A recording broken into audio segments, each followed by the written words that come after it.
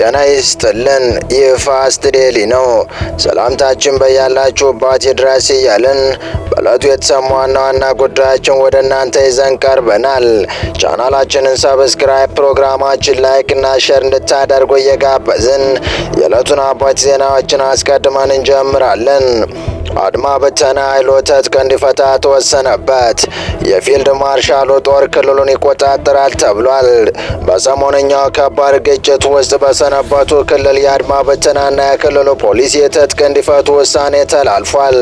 በክልሉ በተፈጠረ የጸጥታ ችግር ምክንያት ሁሉም የአድማ በተናና የመደበኛ ፖሊስ አባላት የጦር መሳሪያቸውን እንዲፈቱ ከክልል ኮማንድ ፖስት አቅጣጫ ተቀምጧል። ትዕዛዙን የማይተገብር ለሚወስደው እርምጃ ኃላፊነቱን ራሱ ይወስዳል መባሉን ጨምሮ ጉዳዩን በስፋት ይዘነዋል፣ ትሰሙታላችሁ። በሌላ በኩል ደግሞ በአንድ ሳምንት ውስጥ ወደ ጎረቤት የተላከ ሁለተኛ የጠቅላይ ጥብቅ መልእክት ትኩረት ስቧል። ሰሞኑን ከፍተኛ ባለስልጣኖቻቸውን ይዘው ወደ ጅቡቲ በማምራት ከጅቡቲ ፕሬዝዳንት እስማኤል ኦመር ጌሌ ጋር የመከሩት ጠቅላይ ሚኒስትር አብይ አህመድ ወደ ሶማሊያ በላኩ ማግስት ሌላ ጥብቅ መልእክት አስይዘው ወደ ጎረቤት ሀገር ሰደዋል። አዲሱ መልእክት ወደ ደቡብ ሱዳን ጁባ ፕሬዝዳንት ሳልቫኪር ማርዴት የተላከ እንደሆነም ነው የታወቀው። ሌላኛው በጥንቅራችን የተካተተ መረጃ ነው፣ እንመለስበታለን። በሌላ በኩል ደግሞ ዓለም የፈራው ጦርነት በ72 ሰዓታት ውስጥ ሊፈነዳ ይችላል በሚል በስጋት እየተጠበቀ ነው። ኢራን የአየር ክልሏን ዘግታለች። አሜሪካና እስራኤል ሚሳይሎቻቸውን ዝግጁ አድርገዋል። ሩሲያ፣ ቻይና፣ ህንድ በተጠንቀቅ ላይ መሆናቸውን አስታውቀዋል። መካከለኛው ምስራቅ ላይ ከባድ ውጥረትና ፍርሃት ነግሷልም እየተባለ ይገኛል። በዝርዝር እንመለከተዋለን። አብራችሁን ቆዩ። አድማ በተና ኃይሉ ትጥቅ እንዲፈታ ተወሰነበት። የፊልድ ማርሻሉ ጦር ክልሉን ይቆጣጠራል ተብሏል። በሰሞኑኛው ከባድ ግጭት ውስጥ በሰነበተበት ክልል የአድማ በተናና የክልሉ ፖሊስ ትጥቅ እንዲፈቱ ውሳኔ ተላልፏል።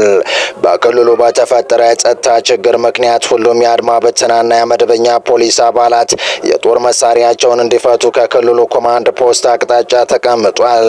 ትዕዛዙን የማይተገብር የሚወስደው እርምጃ ኃላፊነቱ ራሱ ይወስዳል ባሉም ተሰምቷል። በጋምቤላ ክልል ሁሉም አድማ በተና መደበኛ ፖሊስ አባላት ለምን ትጥቅ ይፈታሉ? በጋምቤላ ክልል እስከ ነገ 11 ሰዓት ድረስ የአድማ በተናና መደበኛ ፖሊስ አባላት ትጥቅ ፈተው እንዲያስረክቡ ስለተላለፈው አስቸኳይ ጥብቅ መመሪያን አስመልክቶ አዲስ የጋምቤላ ክልል ፖሊስ ኮሚሽነር ማብራሪያ ሰጥተዋል። በቅርብ ወደ ኃላፊነት የመጡት ኮሚሽነር ማኑጎሎ በክልሉ ተፈጥሮ በነበረው የጸጥታ ችግር ምክንያት ለጸጥታ መዋቅር የተሃድሶ ስልጠና መስጠት አስፈላጊ ሆኖ መገኘቱን ተናግረዋል። በክልሉ በሶስት ዞኖች ስር በሚገኙ ሁሉም ወረዳዎችና ከተማ አስተዳደሮች እንዲሁም ኢታንግ ልዩ ወረዳ የሚገኙ አድማ ብተናና መደበኛ ፖሊስ አባላት ትጥቃቸውን ግምጃ ቤት በማስረከብ ወደ ተሃድሶ ስልጠና እንዲገቡ መመሪያ መተላለፉን ኮሚሽነሩ ገልጸዋል። የቆይታ ጊዜያቸውን፣ የስልጠናውን ቦታና ሁኔታ እንዲሁም ፖሊሲያዊ አገልግሎት በማን ይከናወናል፣ ለምን ስልጠናው በዙር አልተከፋፈለም በሚል ለተነሳባቸው ጥያቄ ግን አዲሱ ኮሚሽነር ምላሽ ከመስጠት ተቆጥበዋል። ውሳኔውን አስመልክቶ የፖሊስ አመራርና አባላት ሀሳባቸውን አሰምተዋል። የመረጃ ምንጭ ቴክቫ ኢትዮጵያ በጋምቤላ ክልል የተለያዩ መዋቅሮች የሚገኙ የፖሊስ አባላትና አመራሮችን አነጋግሮ አገኘሁት ያለው ምላሽ ሲያስቀምጥ በክልሉ ተፈጥሮ ከነበረ ጸጥታ ችግር ጋር ተያይዞ የተሃድሶ ስልጠና መዘጋጀቱ አስፈላጊ ነው ብለን እናምናለን ያሉ ሲሆን ቅሬታ አሳድሮብናል ያሉትን ጉዳይም ተናግረዋል።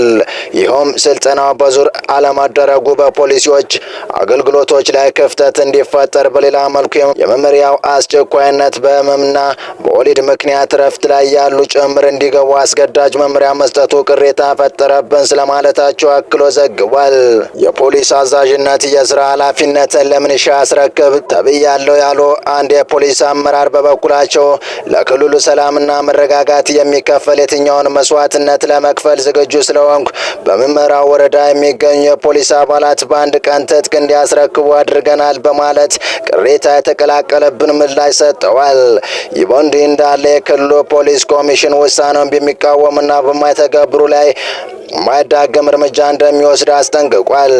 በኋላ ለሚወስደው እርምጃ ራሱ ብቻ ኃላፊነቱን ይወስዳል ያለው የጋምቤላ ፖሊስ ኮሚኒኬሽን ለአድማ ብተናና ለክልሉ ፖሊስ አባላት በሙሉ ጥብቅ ማሳሰቢያውን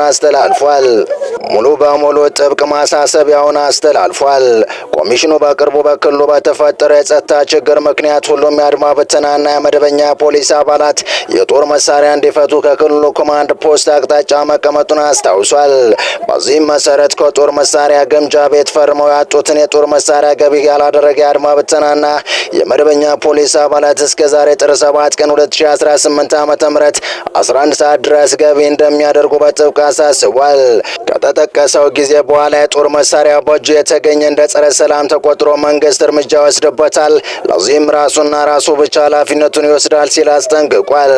በቅርቡ የተከሰተውን አለመረጋጋት ተከትሎ የክልሉ ጸጥታ ሁኔታ በመከላከያ ሰራዊትና ፌዴራል ፖሊስ ኮማንድ ፖስት ስር መሆኑ የሚታወቅ ሲሆን የክልሉን ፖሊስ ኮሚኒኬሽን ውሳኔ ተከትሎ የፊልድ ማርሻል ብርሃኑ ጦር የክልሉን ጸጥታ ጉዳይ በበላይነት ይዞ የሚቀጥል ይሆናል ማለት ነው። በቀጣይ መረጃ በአንድ ሳምንት ውስጥ ወደ ጎረቤት የተላከ ሁለተኛ የጠቅላዩ ጥብቅ መልእክት ትኩረት ስቧል። ሰሞኑን ከፍተኛ ባለስልጣኖቻቸውን ይዘው ወደ ጅቡቲ በማምራት ከጅቡቲው ፕሬዝዳንት እስማኤል ኦመር ጌሌ ጋር የመከሩ ጠቅላይ ሚኒስትር አብይ አህመድ ለሶማሊያ ፕሬዝዳንት ሐሰን ሼክ መሐመድ መልእክት ከላኩ በኋላ በትላንትናው ዕለት ደግሞ ከፍተኛ ባለስልጣኖቻቸውን ጥብቅ መልእክታት ይዘው ወደ ጎረቤት ሀገር ሰደዋል። አዲሱ መልእክት ወደ ደቡብ ሱዳን ጁባ ፕሬዝዳንት ሳልቫኪር ማርዴት የተላከ እንደሆነም ነው የታወቀው። እንደ ውጭ ጉዳይ ሚኒስትር መረጃ ከሆነ ከጠቅላይ ሚኒስትር አብይ አህመድ ወደ ፕሬዝዳንት ሳልቫኪር የተላከውን መልእክት ያደረሱት የውጭ ጉዳይ ሚኒስትር ጌዲዮን ጢሞቴዎስ ናቸው። ከመልእክቱ በተጨማሪ የውጭ ጉዳይ ሚኒስትሩ እንዲሁም ፕሬዝዳንት ሳልቫኪር በጋራ መምከራቸው ታውቋል። በንግድ፣ በመሰረተ ልማት ትስስርና በሌሎች ጉዳዮች ላይ ተመክሯል ተብሏል። ከተወሰኑ ጊዜያት ወዲህ በአፍሪካ ቀንድ ቀጠና እየታዩ ካሉ ጂኦፖለቲካ እንቅስቃሴዎች አንጻር የተለያዩ የመልእክት ልውውጦች እየታዩ ነው። የሶማሊላንድ በእስራኤል እውቅና ማግኘት እንዲሁም ግብጽ የኢትዮጵያ ጎረቤቶችን በመታከክ በአፍሪካ ቀንድ ትኩረት ማድረጓን የፖለቲካ ትኩሳት ከፍ ያደረገው ሆኖ ታይቷል። ውጥረቱና ኃይል አሰላለፍ ለውጡ ሶማሊያን፣ ኢትዮጵያን፣ የተባበሩት አረብ ኤሚሬትን፣ እስራኤልና ሶማሊላንድን ጭምር የሚያካትት ነው። በዚህ መሃል ከሰሞኑ የኢትዮጵያ ብሔራዊ መረጃና ደህንነት አገልግሎት ዋና ዳይሬክተር ሬድዋን ሁሴን ማክሰኞ ሞቃዲሾ ገብተው ከሶማሊያ ፕሬዝዳንት ሐሰን ሼክ መሐመድ ጋር መክረው ተመልሰዋል ሲል ቢቢሲ የሶማሊኛ ቋንቋ አገልግሎት የሁለት አመራሮች ምክክር በዘገባው አመልክቷል። ከሰሞኑ ለሶማሊላንድ ሀገራዊ እውቅናን የሰጠችው እስራኤል በበኩሏ ኢትዮጵያም የረጅም ጊዜ ስትራቴጂ ሀገር ናት ስትል ማስታወቋን የቱርክ አናዶሉ የዜና ወኪል ዘግቧል። ከሰሞኑም የውጭ ጉዳይ ሚኒስትር ዴኤታ አምባሳደር አድራ አበራ ወደ እስራኤል ተጉዘው ከሀገሪቱ የውጭ ጉዳይ ሚኒስትር ጌዲዮን ጋር በመከራቸው ታውቋል። በቀጣይ መረጃ ዓለም የፈራው ጦርነት በ72 ሰዓታት ውስጥ ሊፈነዳ ይችላል በሚል በስጋት እየተጠበቀ ነው። ኢራን የአየር ክልሏን ዘግታለች። አሜሪካና እስራኤል ሚሳይሎቻቸውን ዝግጁ አድርገዋል። ሩሲያ፣ ቻይና፣ ህንድ በተጠንቀቅ ላይ መሆናቸውን አስታውቀዋል። መካከለኛው ምስራቅ ላይ ከባድ ውጥረትና ፍርሃት ነግሷልም እየተባለ ይገኛል። የኢራን ጉዳይ አሳሳቢ ሆኗል። ለተቋሙ ወጥተው በኢራን የጸጥታ ኃይሎች የተገደሉት ሰዎች ቁጥር ዛሬ ከ2500 ማለፉ ተሰምቷል።